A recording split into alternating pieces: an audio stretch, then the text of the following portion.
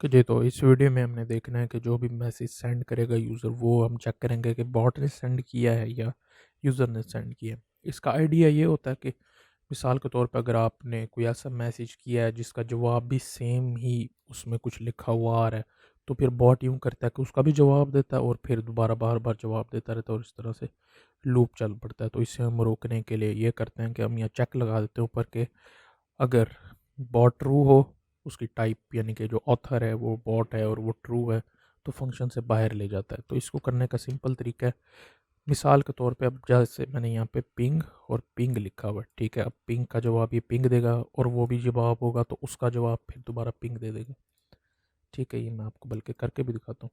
यहाँ आके पिंग लिखूँ तो ये मुझे जवाब पिंग पिंग पिंग पिंग देगा, ठीक है। मैं इसको यहाँ से कमेंट कर देता हूँ, इससे पहले ये लूप में चलना शुरू हो जाए, ठीक है।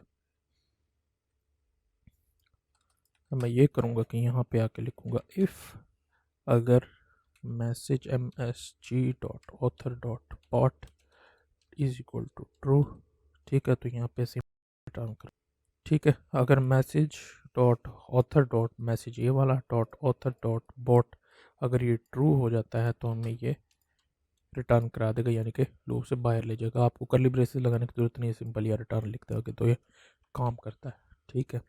अब दोबारा मैं आके यहाँ पे पिंग लिखूँ तो ये मुझे एक दफ़ा रिप्लाई देगा, इससे ज़्यादा रिप्लाई नहीं देगा, क्योंकि अब इसको पता लग गया कि जो ये दूसरा रिप्लाई है ये बॉट ने किया ना कि किसी यूज़र ने किया, तो इसने फंक्शन ख़त्म करके बाहर ले गया, ठीक है। इस तरीके से करके आप चेक करते हैं कि मैसेज बॉट ने भेजा या किसी यूज़र ने भेजा।